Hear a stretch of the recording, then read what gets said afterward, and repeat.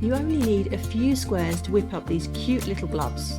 So today I'm using the Batik Elements swirl, which is a DK weight yarn, double knitting weight, and I'm also using the Bellissima double knit, which is also by Stylecraft. You can use any variegated yarn that you have plus one kind of neutral colour, and that will work really well for you. In the next part of the video, I'm going to show you how to make the basic granny squares, and the colour you start with, whether you start with the contrast colour or the main colour, will depend on which side you're working from. So please check the written pattern so you know which colour you'll be starting with. So I'm just going to put a slip knot on my hook and chain 4. It's 1, 2, 3, 4. Then I'm going to join to that first chain with a slip stitch to form a ring, and I'm then going to chain 3, 1, 2 and 3. This counts as our first double crochet. We're now going to be working into that ring, so I'm going to put another double crochet in there,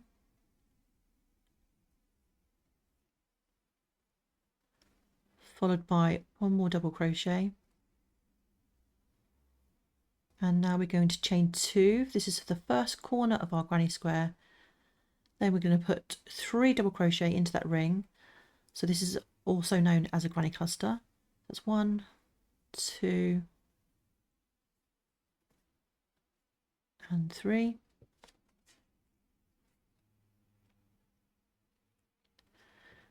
We will then chain 2 for the next corner, followed by another 3 double crochet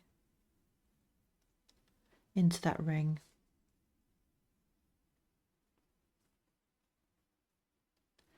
Chain 2 again for the next corner, and again 3 double crochet into that ring.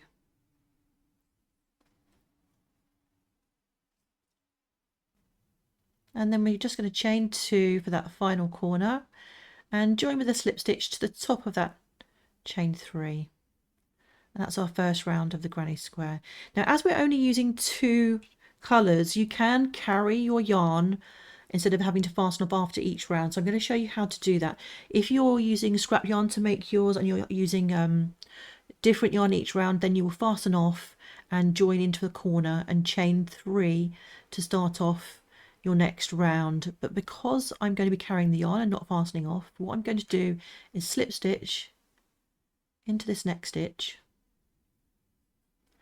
and then I'm going to slip stitch into the following stitch. But instead of slip stitching, instead of picking up this yarn, I'm going to pick up the new colour, lay that over the hook and just draw that through to finish off that slip stitch. And then I'm going to take that, the old colour, just hold it to the corner, and I'm then going to slip stitch into that corner space, just working over that the other yarn like so. Now we want to carry the variegated yarn up so that it's ready for the following round. So by doing that, we're just going to simply, first of all, we're going to chain 1, then we're going to lay the variegated yarn over the hook, chain 2 and then chain 3. So that chain 3 counts as our first double crochet. We're then just going to move this out of the way and forget about that, and then we can work over this tail as we finish off our corner. Oops, I seem to have lost part of the stitch there. Okay, so we're now going to continue with the first corner. So I'm going to put 2 more double crochet into that corner space. It's 1 and 2, and then we're going to chain 2 for our corner. All of our corners are made exactly the same way. Another 3 double crochet into that same space. And then we're ready to work into the next corner. So that's 3 double crochet, 1, 2 and 3, chain 2 and 3 more double crochet. It's 1, 2 and 3. So you're just going to go ahead and work your remaining 2 corners, 3 double crochet, chain 2, 3 double crochet into each of those 2 remaining corners. Okay, so we're coming up to the end of the round, so I'm just going to join with the slip stitch to the top of that chain 3. And then just like we did before, we're going to slip stitch across to this next corner, but we want to carry this yarn across with us. So I'm going to put my hook into the next stitch, just going to lay that other yarn across the top, slip stitch, and then in the next slip stitch I'm going to drop that colour and pick up variegated yarn and finish off that slip stitch. And then just like we did before, slip stitch into that corner, working over the carried yarn, and then we're going to chain 1, lay that one over, chain 2 and chain 3, and then we're just going to leave that one behind and forget about it. And then we're going to start our next corner. So this is the round you're going to be repeating. So you're going to put 2 more double crochet into that corner space, chain 2, and then 3 double crochet, all in that same space.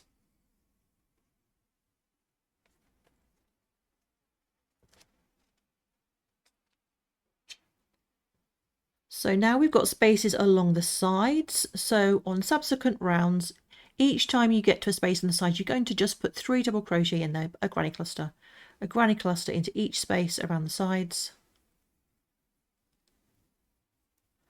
And then every time you get to a corner, 3 double crochet, chain 2, and a 3 double crochet. So you go on ahead, put your granny cluster in each space across the sides, and then in each corner 3 double crochet, chain 2, 3 double crochet.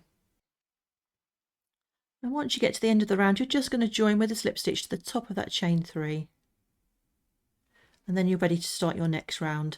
So you're really just going to alternate between your colours every round and keep making your granny, keep adding rounds until your granny square is as big as you need it to be for your particular size. So if you do need all the information for the different sizes and all of the yarn quantities for each size, then please check out the written pattern.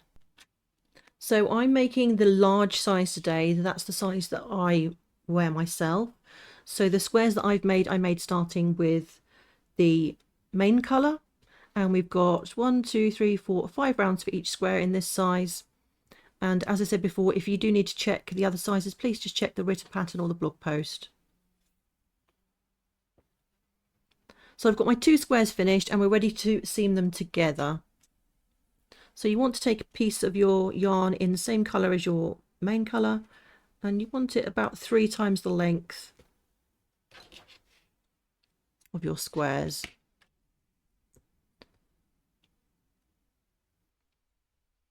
So I'm going to be joining my squares using mattress stitch, but you can join your squares with whichever method you prefer. So I'm just going to go into these last 2 corner stitches in and out like so, and then just leave a tail to sew in later. And then we're going to take the other square and we're going to do the same. We're just going to go in and out, in one stitch and out the next. We're going to repeat this across the side. So you're now going in where you came out, where the last stitch came out, and then into the next stitch. And exactly the same on the other side.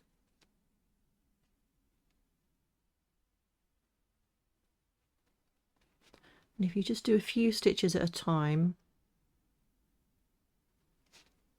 and then you can draw it together like so.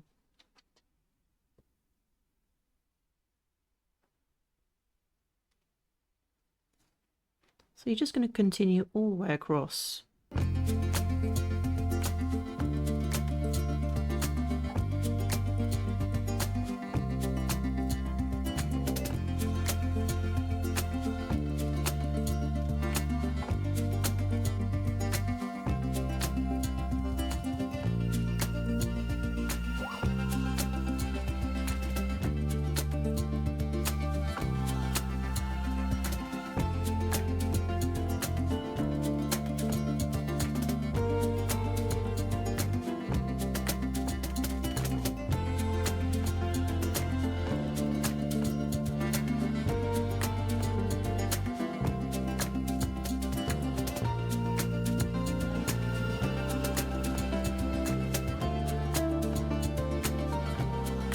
once you get to the end, you're just going to sew in your tail.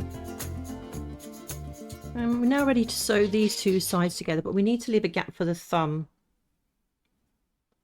So how big a gap you leave is really going to depend on which size you're making. So it's a good idea to try it on. For this size, I'm going to sew from the corner the first 3 stitches together and the same at the other end, and that's leaves a big enough gap for my thumb in this size, but it really is best to try it on and leave the gap that you need. So you're going to sew it in exactly the same way as we sewed this side, but just from the corner the first 3 stitches for this size, and then again the same on this side. So I've just sewn across that edge, and I like to put an extra couple of stitches just to really secure this bit here.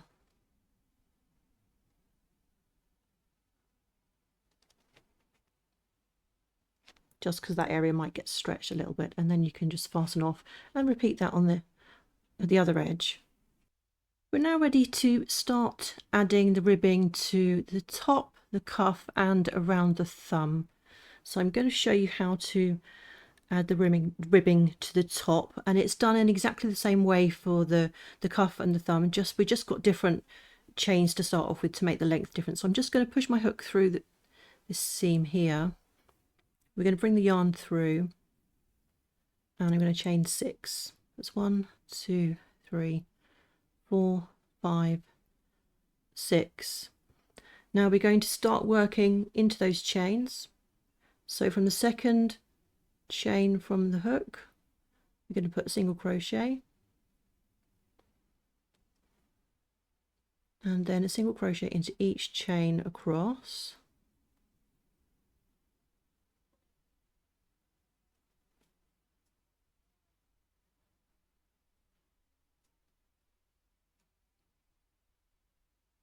And into this last chain.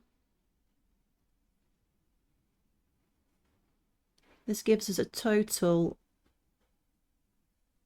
of 5 single crochet. We're now going to be working and joining the ribbing across the top of our granny squares. So we're first going to put slip stitch into this corner here, and then a slip stitch into the next stitch and turn. We're going to completely ignore the slip stitches and just work into those single crochets from the previous row, and we're going to work into the back loops only. So single crochet in the back loop,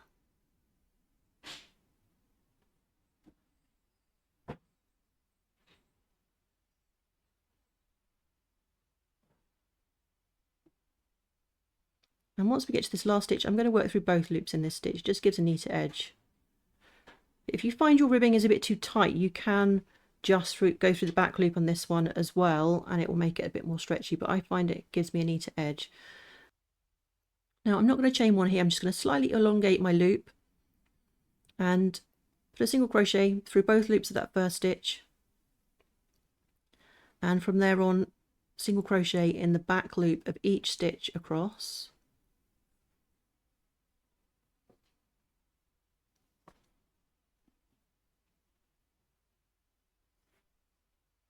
And then we're going to slip stitch in the next 2 stitches along the top of our glove. So that's 1, 2, and turn, and then again we're just skipping those 2 slip stitches and putting a single crochet in the back loop of each stitch across.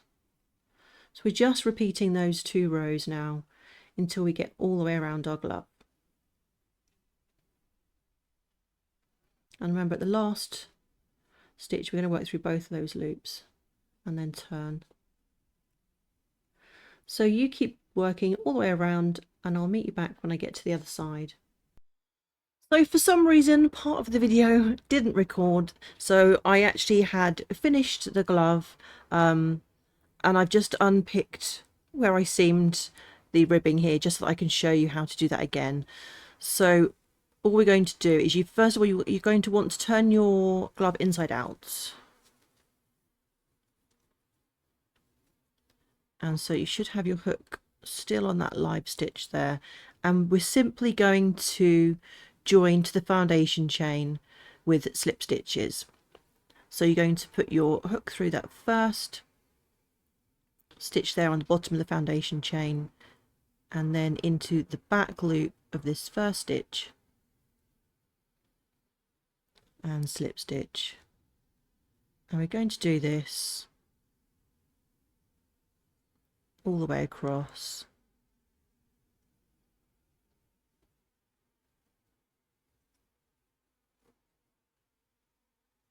It's hard to crochet this now. I've just got this tiny little end. Let's get into that next stitch. So just simply go through the back loops and then slip stitch.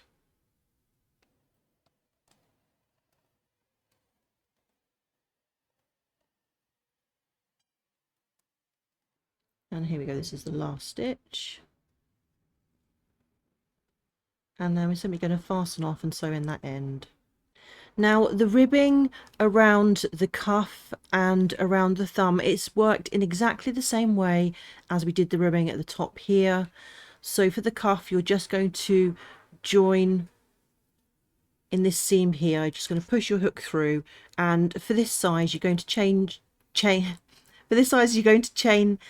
15 for 14 single crochets. So you'll make your chain and work your ribbon exactly the same way, and then around the cuff we're just chaining 6 to go around the cuff. Now if you do find, once you've worked all around the cuff, you might find you've got some tiny little holes like this, which is just a gap between where you sewed the sides together and where the ribbing is around the thumb. So all you need to do is, if you get this little gap here, is just use one of your tails to sew that together, and there you'll have your finished glove. So you simply just need to make another glove in exactly the same way.